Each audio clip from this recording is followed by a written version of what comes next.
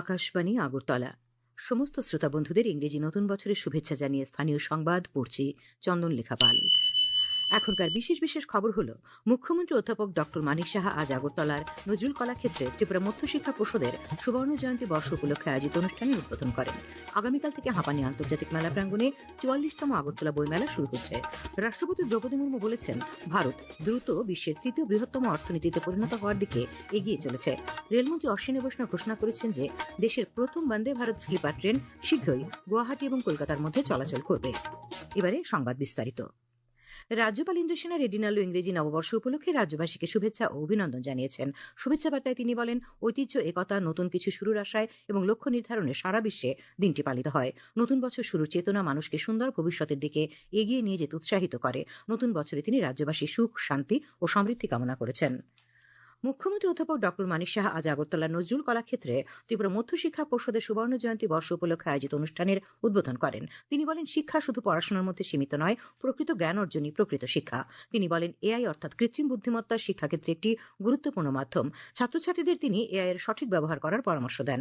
রাজ্যে বিদ্যালয় শিক্ষার পরিকাঠামো উন্নয়নে রাজ্য সরকারের গৃহীত পদক্ষেপসমূহ মুখ্যমন্ত্রী উল্লেখ করেন। অনুষ্ঠানে বক্তব্য রাখেন শিক্ষা দপ্তরের বিশেষ সচিব রাভেল হেমেন্দ্র কুমার, বিবেকনগরস্থিত রামকৃষ্ণ মঠ ও মিশনের মহারাজ স্বামী ভক্তি সুধানন্দ মহারাজ, মাধ্যমিক শিক্ষা অধিকর্তা এনসি শর্মা, ত্রিপুরা মধ্যশিক্ষা পর্ষদের সভাপতি ডক্টর ধনঞ্জয় গণ চৌধুরী। অনুষ্ঠানে 2022 থেকে 2025 সাল পর্যন্ত মাধ্যমিক ও উচ্চ মাধ্যমিক পরীক্ষা উত্তীর্ণ 23 জন কৃতী ছাত্রীকে ইন্দিরা ভট্টাচার্য স্মৃতি পুরস্কার প্রদান করা হয়। আগামীকাল থেকে হাঁপানি আন্তর্জাতিক মেলা প্রাঙ্গণে 44তম আগরতলা বইমেলা শুরু হচ্ছে। উদ্বোধন করবেন মুখ্যমন্ত্রী অধ্যাপক ডক্টর মানিক সাহা। এবারের আগরতলা বইমেলার মূল ভাবনা হল বন্দে মাতরম। বইমেলা উপলক্ষে তথ্য সংস্কৃতি দপ্তরের মাধ্যমে বিভিন্ন অনুষ্ঠানের আয়োজন করা হয়েছে। 13 দিন ব্যাপী এই মেলার সমাপ্তি হবে আগামী 14 জানুয়ারি। বিদ্যুৎ মন্ত্রী রতনলাল নাথ বলেছেন, বিদ্যুৎ পরিষেবায় Tripura state load dispatch centre আন্তর্জাতিক মানের সাইবার সিকিউরিটি সার্টিফিকেশন অর্জন করেছে। এই স্বীকৃতি রাজ্যের বিদ্যুৎ ব্যবস্থাকে সাইবার আক্রমণ থেকে সুরক্ষিত রাখতে এক গুরুত্বপূর্ণ সাফল্য। আজ আগরতলায় ত্রিপুরা রাজ্য বিদ্যুৎ নিগম লিমিটেডের 22তম প্রতিষ্ঠা দিবস উপলক্ষে আয়োজিত এক অনুষ্ঠানে তিনি কথা বলেন।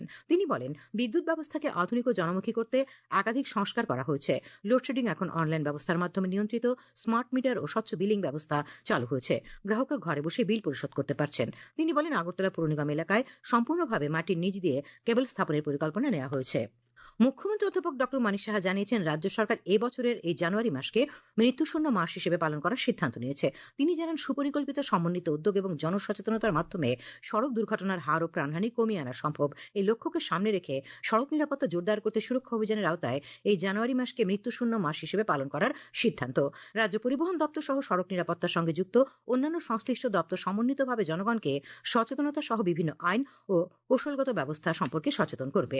মুখ্যমন্ত্রী বলেন, সড়ক দুর্ঘটনা রোধে সবচাইতে বড় প্রয়োজন নাগরিকদের সচেতনতা। এই অঙ্গীকারের সফল বাস্তবায়নে কেন্দ্রীয় রাজ্য সরকারের সমস্ত দপ্তর, স্বায়ত্তশাসিত প্রতিষ্ঠান, সরকারি ও বেসরকারি শিক্ষা প্রতিষ্ঠান এবং স্বেচ্ছাসেবী সংগঠন সমূহকে নাগরিক দায়িত্ববোধ নিয়ে অংশগ্রহণের জন্য মুখ্যমন্ত্রী আহ্বান জানিয়েছেন। আগরতলায় অ্যালবার্ট একা মেমোরিয়াল পার্কে আজ ভারতীয় সেনাবাহিনীর অ্যালবার্ট একা ব্রিগেডের 56তম প্রতিষ্ঠা দিবস উদযাপন করা হয়। সেখানে শহীদ বীরদের প্রতি গভীর শ্রদ্ধা নিবেদন করা হয়। উপস্থিত ছিলেন ভারতীয় সেনার মাউন্টেন ব্রিগেডের কমান্ডার ব্রিগেডিয়ার ধীরাজ সিং। তিনি অ্যালবার্ট একা ব্রিগেডের ভূমিকার ভূয়সী প্রশংসা করেন। তিনি জাতীয় নিরাপত্তা, ত্রিপুরা সহ বিভিন্ন অঞ্চলে শান্তি ও স্থিতিশীলতা বজায় রাখার ক্ষেত্রে ব্রিগেডের গুরুত্বপূর্ণ অবদানের কথা উল্লেখ করেন। খবর প্রচারিত হচ্ছে আকাশবাণীর আগরতলা কেন্দ্র থেকে।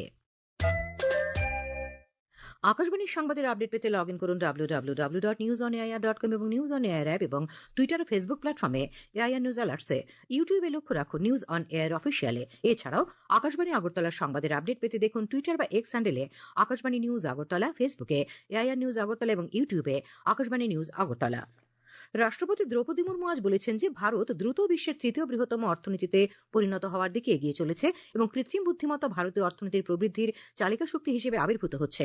রাষ্ট্রপতি আজ রাষ্ট্রপতি ভবনে সোর স্কিলিং ফর অল রেডিনেস এর অধীনে একটি বিশেষ অনুষ্ঠানে ভাষণ দেওয়ার সময় কথা বলেন। তিনি বলেন, এআই কেবল একটি প্রযুক্তি নয়, বরং ভারতে ইতিবাচক পরিবর্তনের একটি সুযোগ। আগামী দশকে এআই দেশের জিডিপি, কর্মসংস্থান এবং সামগ্রিক উৎপাদনশীলতায় গুরুত্বপূর্ণ ভূমিকা পালন করবে। তিনি বলেন, ডেটা সায়েন্স, এআই ইঞ্জিনিয়ারিং এবং ডেটা অ্যানালিটিক্সের মতো দক্ষতা দেশের এআই প্রতিভা পুল বিকাশে গুরুত্বপূর্ণ ভূমিকা পালন করবে। অনুষ্ঠানে রাষ্ট্রপতি শিক্ষার্থী এবং সংসদ সদস্য সহ শিক্ষার্থীদের কৃত্রিম বুদ্ধিমত্তা সার্টিফিকেট প্রদান করেন এবং স্কিল দ্য ন্যাশন চ্যালেঞ্জ নামে জাতীয় সচেতনতা অভিযানের সূচনা করেন। তিনি বলেন, এই চ্যালেঞ্জের উদ্দেশ্য হল কৃত্রিম বুদ্ধিমত্তা সম্পর্কে সচেতনতা বৃদ্ধি এবং অর্থনৈতিক স্বনির্ভরতা বৃদ্ধি করা। विभिन्न क्षेत्रों में आर्टिफिशियल इंटेलिजेंस का महत्व और उपयोग तेजी से बढ़ रहा है। सभी के लिए एआई के बारे में जानना और समझना आवश्यक हो गया है। भारत सरकार के कौशल विकास और उद्यमिता मंत्रालय की SOAR यानी स्किलिंग फॉर एआई रेडीनेस की पहल प्रशंसा का योग्य है। রাষ্ট্রপতি ভার্চুয়াল মাধ্যমে ওড়িশার রায়রংপুরে ইগনু আঞ্চলিক কেন্দ্র এবং দক্ষতা কেন্দ্রের উদ্বোধন করেন। কেন্দ্রীয় শিক্ষামন্ত্রী ধর্মেন্দ্র প্রধান অনুষ্ঠানে উপস্থিত ছিলেন। রেলমন্ত্রী অশ্বিনী বৈষ্ণব ঘোষণা করেছেন যে দেশের প্রথম বন্দে ভারত স্লিপার ট্রেন শীঘ্রই গুয়াহাটি এবং কলকাতার মধ্যে চলাচল করবে। আজ নতুন দিল্লিতে এক সাংবাদিক সম্মেলনে শ্রী বৈষ্ণব বলেন যে প্রধানমন্ত্রী নরেন্দ্র মোদী আগামী 15 থেকে 20 দিনের মধ্যে এই ট্রেনটির উদ্বোধন করবেন। তিনি বলেন, ইতিমধ্যে দেশীয় নকশায় তৈরি বন্দে ভারত স্লিপার ট্রেনের চূড়ান্ত উচ্চগতির পরীক্ষা সম্পন্ন হয়েছে। 16 কোচ বিশিষ্ট এই স্লিপার ট্রেনটি 1000 থেকে 1500 কিলোমিটার পর্যন্ত দীর্ঘ দূরত্বের ভ্রমণের জন্য তৈরি করা হয়েছে।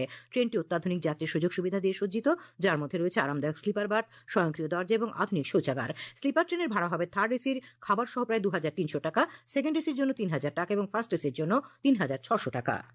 2025কে ভারতীয় ক্রীড়া জগতের জন্য একটি যুগান্তকারী বছর বলাই যেতে পারে। ভারতীয় ক্রীড়াবিদ এবং যুগান্তকারী নীতিগুলি একত্রিত হয়ে একাধিক ঐতিহাসিক বিজয় এনে দেওয়ার বছরটি ভারতীয়তাকে বলিষ্ঠতায় তুলে ধরেছে। ভারতের জনসংখ্যার প্রায় 65% বয়স 35 বছরের নিচে হওয়ায় কেন্দ্রীয় সরকারের খেলাধুলোকে যুব ক্ষমতায়ন এবং জাতীয় আকাঙ্ক্ষার ভিত্তি হিসেবে দৃঢ়ভাবে প্রতিষ্ঠিত করে 2025-2026 অর্থবছর। এই অর্থবছরে যুব বিষয়ক ক্রীড়া মন্ত্রক রেকর্ড 3794 কোটি টাকা বরাদ্দ করেছে। নতুন ইংরেজি বছরের শুরুতে এ নিয়ে একটি প্রতিবেদন। 2025 ভারতীয় ক্রীড়া জগতে অভূতপূর্ব আন্তর্জাতিক পদক জয়ী নয়, বরং দেশের ক্রীড়াঙ্গনের প্রতি দৃষ্টিভঙ্গির পদ্ধতিগত পরিবর্তনের বাস্তব সাফল্য সংজ্ঞায়িত হয়েছিল। রেকর্ড পরিমাণ সরকারি বিনিয়োগ, যুগান্তকারী নীতি সংস্কার এবং সম্প্রসারিত পরিকাঠামো সেই ভিত্তি তৈরি করেছে। আর সেই ভিত্তিতে দাঁড়িয়ে ভারতীয় ক্রীড়ার শ্রেষ্ঠত্বের এক নতুন যুগ নির্মিত হচ্ছে। নীতি প্রয়োগ এবং খেলোয়াড়দের নিষ্ঠার সমন্বয়ে সাফল্য প্রসঙ্গে প্রধানমন্ত্রী নরেন্দ্র মোদী লালকেল্লা থেকে 2025-এর স্বাধীনতা দিবসে জাতির পরিবর্তিত মানসিকতাকে তুলে ধরেছিলেন। তিনি এই পরিবর্তনকে শুভ লক্ষণ বলেও উল্লেখ করেন। मेरे प्यारे देशवासियों, जीवन हर क्षेत्र में विकास होना है। विकास के लिए खेल का भी महत्व होता है और मुझे खुशी है कि एक जमाना था जहाँ बच्चे खेल में अगर समय लगाते हैं तो माँ बाप ज्यादा पसंद नहीं करते थे। आज एकदम से उलट गया है। अगर बच्चे खेल कूद आगे आते हैं, रुचि लेते हैं, तो माँ बाप गर्व से भर जाते। मैं इसे एक शुभ संकेत मानता हूँ। मेरे देश के परिवार के अंदर खेल को प्रोत्साहन का वातावरण मैं देखता हूँ, मेरा मन गर्व से भर जाता है। मैं इसे देश के भविष्य के लिए बहुत शुभ संकेत मानता हूँ। এই ভাবনার পথেই মহিলা, নাবালক, নাবালিকা খেলোয়াড় এবং অন্য ঝুঁকিপূর্ণ মানুষের সুরক্ষায় একটি নিরাপদ ক্রীড়া নীতি গ্রহণ এবং 2036 সালের অলিম্পিক গেমস আয়োজনের উচ্চাকাঙ্ক্ষার সঙ্গে সামঞ্জস্যপূর্ণ দীর্ঘমেয়াদী দৃষ্টিভঙ্গি নিয়ে কাজ এগিয়ে চলছে নিশ্চিত বলা যায়। সুমন ভট্টাচার্যের প্রতিবেদন, সংবাদ কক্ষ থেকে রাহুল লোধ, আকাশবাণী, আগরতলা। মুখ্যমন্ত্রী অধ্যাপক ডক্টর মানিক সাহা আজ সোনামুড়া মহকুমার নলছড় দশমীঘাট মাঠে কথার সাহিত্যিক অদ্বৈত মল্লবর্মণের 112তম জন্মজয়ন্তী উপলক্ষে 3 দিন ব্যাপী উৎসব ও মেলার উদ্বোধন করেন।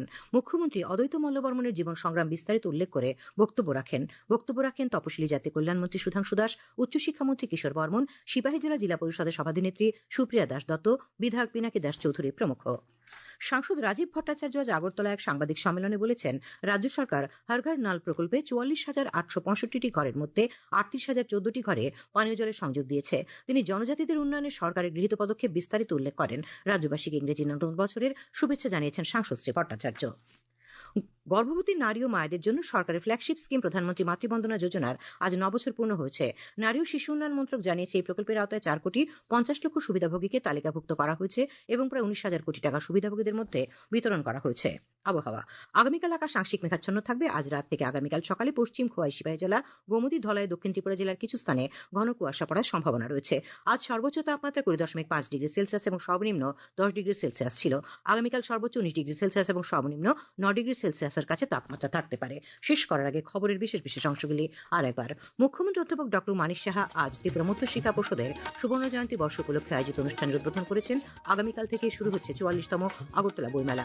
রাষ্ট্রপতি দ্রৌপদী মুর্মু বলেছেন যে ভারত দ্রুত বিশ্বের বৃহত্তম অর্থনীতিতে পরিণত হওয়ার দিকে এগিয়ে চলেছে।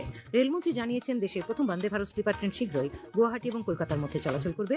স্থানীয় সংবাদ আজ এখানেই শেষ হলো। পরবর্তী বাংলা স্থানীয় সংবাদ শোনা যাবে আগামীকাল সকাল 7:35 মিনিটে।